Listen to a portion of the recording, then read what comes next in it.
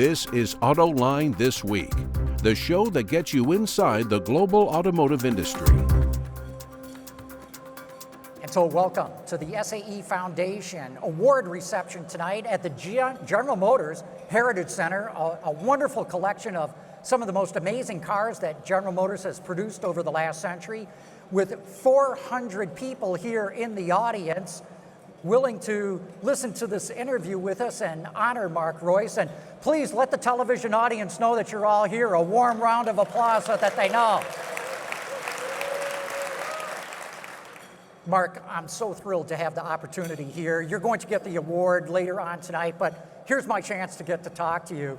And the first thing I'd like to start out by asking you is, there's so much going on in the industry. Where do you see it going? I mean, I have got to believe this is the greatest transition we've seen in the history of the industry, unless you go back maybe 110 years ago, 120 years ago. So what do you see as, and I don't want to make this too broad of a question, top three challenges going forward? What do you see as, not just for General Motors, but for the industry as well? Well, I think, you look at the transformation that's happening, it is the biggest one in 100 years, so you're right on. And if you remember some of the things that happened when the first automobiles were produced, we didn't have roads. And so I think one of the biggest challenges we have on electrification is going to be the infrastructure and the chargeability of our vehicles. And so it's not only the location of the charging, but also the speed of charging. And so how much energy can we get out of a charge station into a battery pack so that it's very close to the holy grail of about 10 to 15 minutes of a stop on a trip for a family. And that's really one of the biggest things that I think that we are solving and will solve as the energy density goes up and the cost goes down. So that's a big one. Yeah, your comment about charging time is well taken. Somebody said that I picked up on that I liked a lot. Charging time is the new range anxiety. I think that's right. I think that's exactly right, because until we get vehicles that people can have as their primary cars, that are electric vehicles that have the utility of a crossover or an SUV or a pickup truck or whatever they've been driving recently, and get that charge time almost equal to what they have in a fuel stop, and the range on top of it, then you have something that people will really want to drive, because they're so much fun to drive, and most people have never driven an electric vehicle, so that's a huge opportunity. Okay, so charging infrastructure, the charging time, what else is on the list? Well, I would say the material supply chain of supplying the cells themselves for any automaker to make all the electric vehicles that we aspire to make. And so during the transformation, we can see some of the problems that we had with the chip shortage brought on by the pandemic and the uneven production schedules and the lead time of making a silicon chip. That could be even more exacerbated by some of the rare earth material supply chain issues. If you don't have them secure for the next 5 to 10 years, that's going to be a problem. So where do you stand at General Motors right now in terms of getting those raw materials? Well, I can tell you our what we call our GPSC organization, our global purchasing and supply chain organization, led by Jeff Morris, is all over it.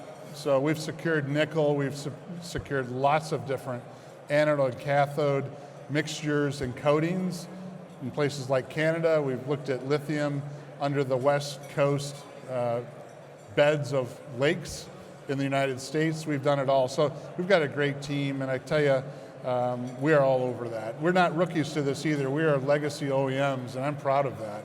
And so we've seen these supply chain issues as challenges for many, many years, and we have the best. Okay, charging, raw materials, number 3 on the list, what'd you say?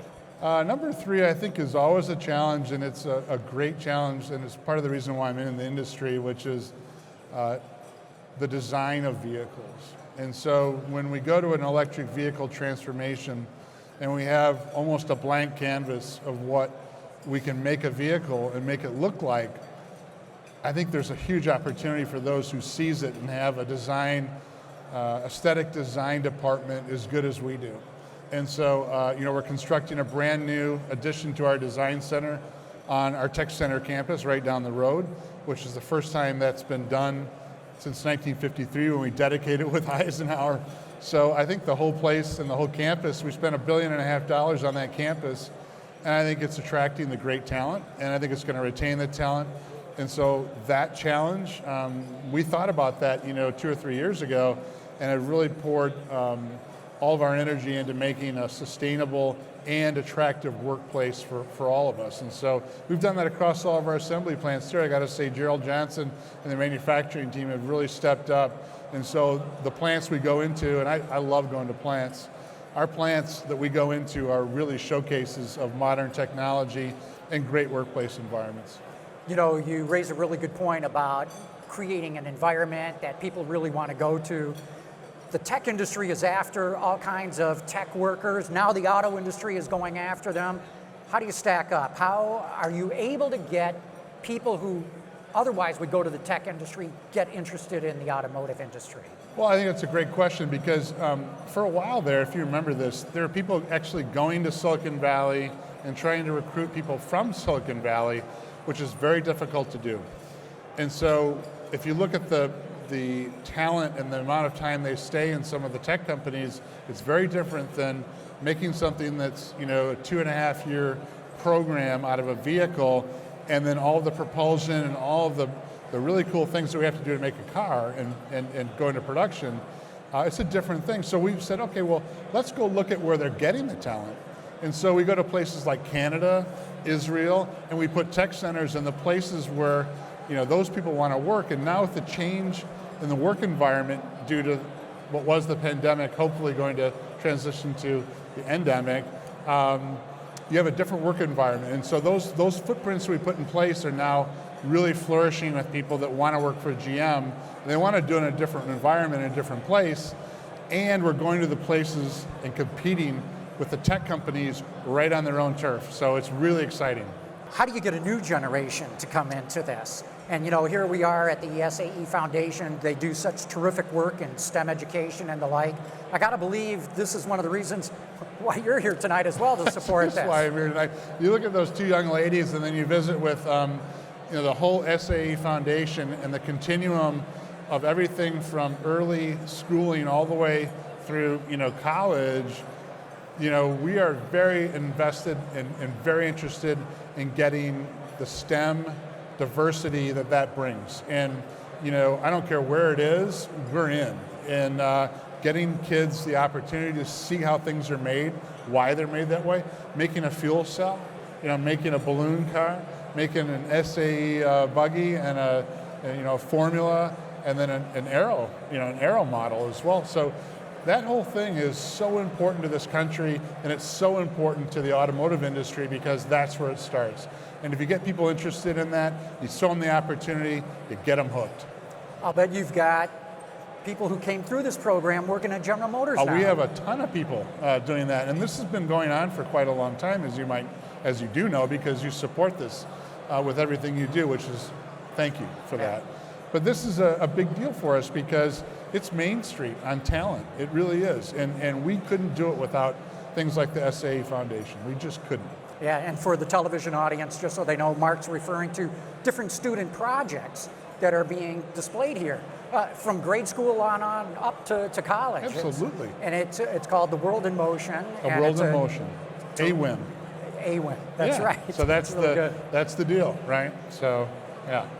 So you've got a challenge on your hand as you move to electrification. Internal combustion engines are still going to be around for years. You're making your big profits off them, which fund the EV investments that you're making. But what I'm wondering is, how do you keep people excited about the future of their careers when they're working on the internal combustion stuff, when everyone's saying the future is electric? How do you keep them motivated? Well, there's two people in the audience I had this conversation with earlier tonight, and one's the chief engineer in our truck programs, and one's the chief engineer on our Lyric program. They happen to be twins, and they're extremely talented engineers that are leading those programs. And I said, whatever we do, I want to pool the talent base from all of it. And so I want people to be as excited as possible working on our new propulsion for our next generation of our trucks and launching our mid-cycle enhancements on our SUVs and our pickup trucks, as I want the most excited people working on our lyrics. And so those people are leading those teams. And I don't think going out and saying that, you know, our legacy business is holding us back is anything close to what General Motors is all about in terms of the DNA and the employee enthusiasm and the talent. And I think you're going to get an opportunity to work on everything that's exciting in the industry, whether it's our ICE products, our electric vehicle products. A lot of those products are most of those products are absolutely the most desirable products in the market. In fact, this portfolio we have, due to our people, is the most desirable product portfolio that I've ever seen in our history. It's pretty exciting, and the lyric, of course, yeah, there's applause from the audience on that statement. There's lots of colleagues, by the way, that I haven't seen in 3 years, which is really nice, other than a Hollywood Squares team thing. So it's a very special, emotional night for us here today. So, Mark, as you mentioned, GM is a legacy company, been around well over 100 years. What do you make of all the startups coming? Do they concern you? Do they motivate you? What's your reaction? I think it's really dangerous not to take anybody who's got, you know, the backing and the talent that get, you know, to come at us in the auto industry. I think it's really dangerous not to treat them as the most talented, you know, people that are going after our business in the world. And so everybody that comes at us, we take very seriously. We tear down their cars, we do everything. And we look at their business processes. In fact, today we spent about 3 hours looking at one of our competitors on how their business structure is and what they're saying it's gonna evolve into. And, you know, we're doing that, we're wargaming that all the time. So, yeah, all the time. So when you look at the history of technological disruption in an industry, it usually does not favor the entrenched players. It's almost always the new entrants into the field that grow up from a very low level with that technology. How do you make sure that General Motors is not one of those that gets left behind? I think it comes down to the leadership and the people that are in the company, and a lot of those companies didn't have and attract and retain the best people. And I think I share the spirit and defiance that most of our employees share on that point. And I think that fire and that passion is everything. And so if you're not doing what you love to do, and you won't have that passion, and you won't be as good as, you know, finding what you really want to do and doing it with that passion, and I think we got it. And so that's a big competitive advantage, and, you know, that's what we have, all the way from the factory floor up through the DNA of the company, and I think we love it. You know, bring it, right? That's where I'm at, bring it. So, yeah. That's great. We've been talking about the industry. I want to get back into the industry, but let's talk about you a little bit too. Your father, Lloyd Royce, was the president of General Motors. I'm just curious, when you came into the company, was that a problem? I mean, being recognized as the son of one of the big top executives, or was it a benefit for you, or did you have hurdles that you had to overcome? That's really a good question. It's really hard for me to answer because I'm very close to my dad. Most of you would know I'm very close to my dad. Have been, you know, he was for a long time, my whole life. And so he taught me so much, everything from re-ringing a Honda mini bike to working on, you know, Camaros and all that. And so we spent a lot of time together doing that stuff. When I came into the company, you know, I interviewed with Ford. Really? I did. And just to have that separation? I don't know why I did. I can't answer that, but I did it. Anyway, I did that. And I can remember him driving me around after I did that, and he said, you know, you do what you want, but he said, you know, you got a big opportunity if you want it. And he says, it's going to be harder than going to Ford because I'm here. And he was right.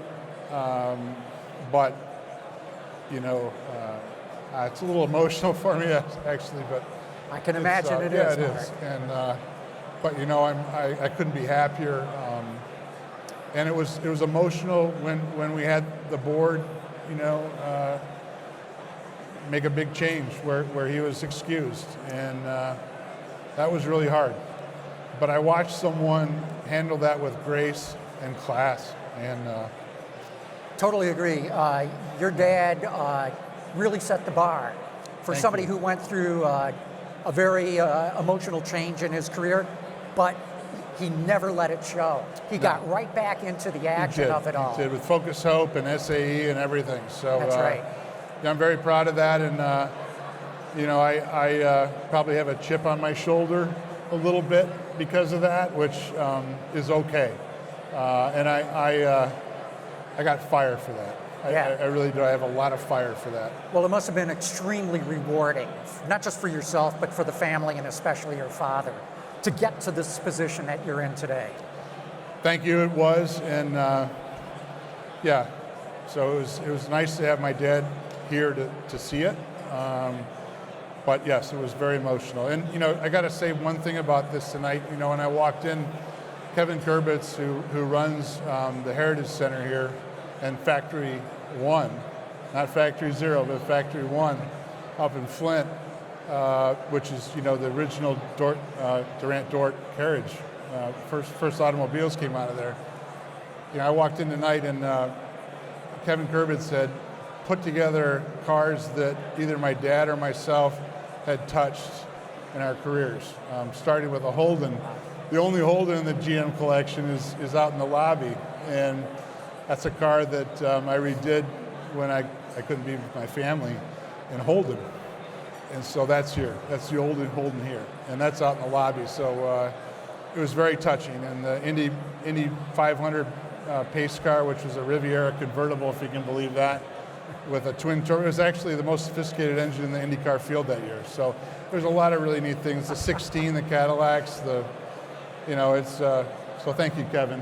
I know you're here. So it was a big deal. So yeah, anyway. So We got great people. let's go back to the auto industry, but let's look out towards the future. And there's specific technologies I'd love to get your input on. Let's start with autonomous vehicles, one of my all-time favorite topics. Now, autonomous vehicles, you know, there's some great things here. There's also one, I'm the only non-Ford folks on the Henry Ford Museum board, which is great because the Ford family it's a great place. We have a Cruise AV, one of the first ones in the Henry Ford because of that. And they kudos to them from an industry, you know, class perspective. Autonomous vehicles, you know, we won a lot of awards here with some of the people who went and actually started the Waymo activity. One of the cars is here, it's a DARPA Challenge car. And so we are right on the cusp of commercialization here of Cruise. And so there's a legislative piece of it with, you know, steering wheels and pedals. But, you know, we're giving driverless rides right now in San Francisco, and we're delivering groceries and things from Walmart into people's homes in Phoenix, and we actually delivered food during the pandemic. So we are right there, and I couldn't be more excited. Couldn't be more excited. Okay, another technology that you guys have demonstrated an interest in, passenger drones, Vtols, vertical takeoff or landing vehicles.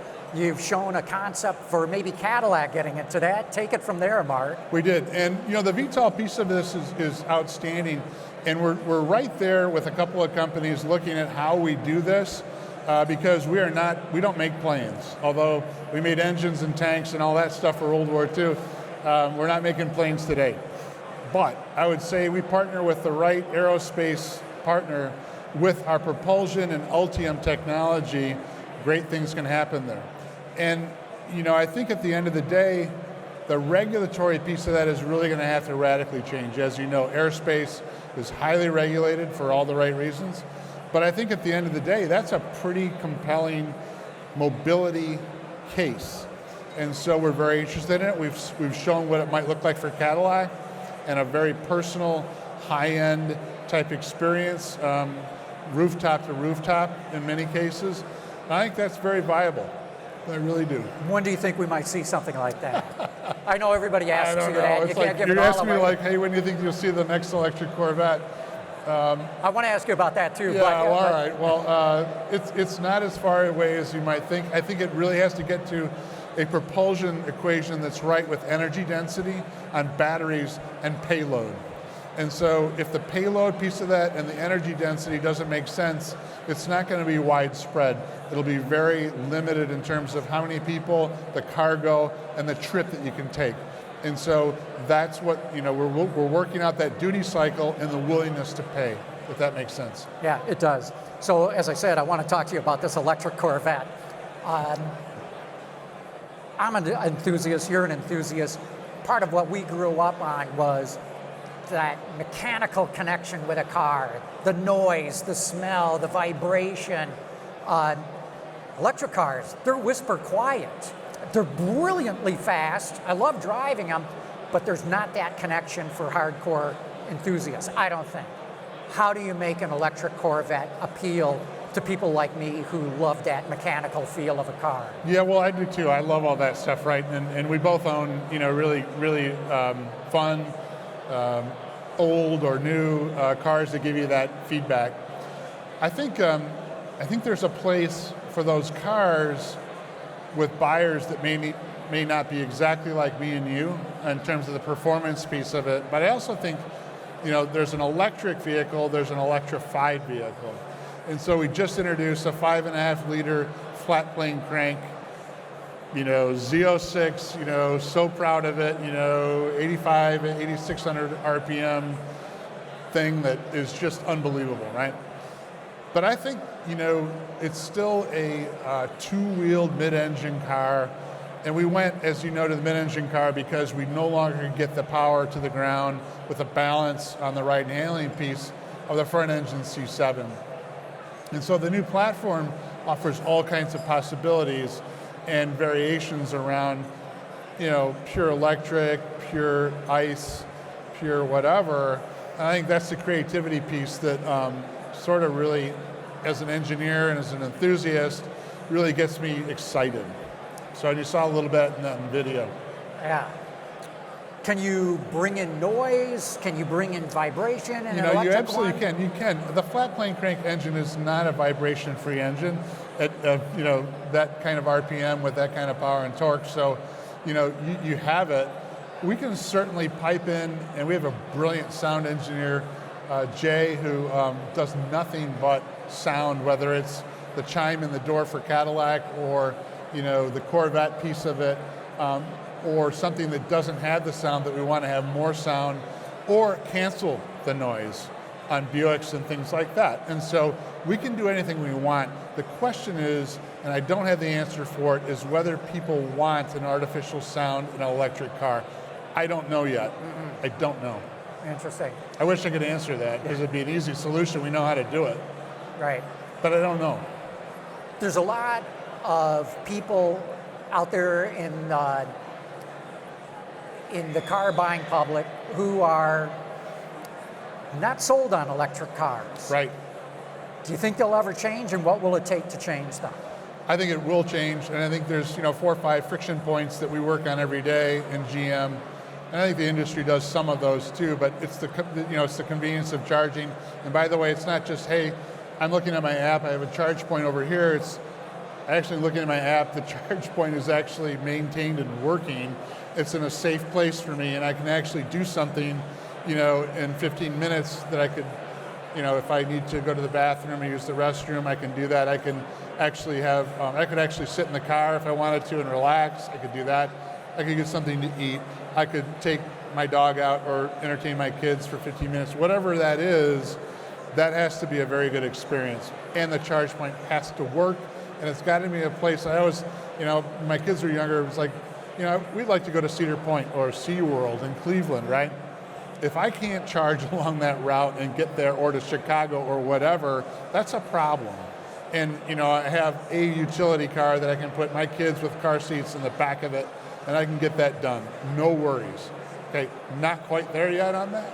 And the range piece of it, of course, is important, but we know from our research that 300-ish is really where people say, I don't have that range anxiety anymore.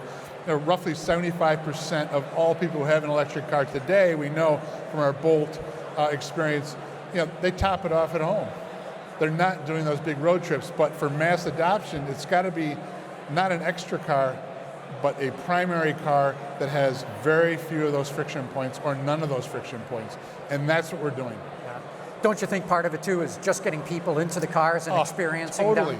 Totally. And that's where, auto shows, you used to be able to do that with some of the ride and drives around it. And so, we're trying to do a little bit of that, even if the auto shows aren't there.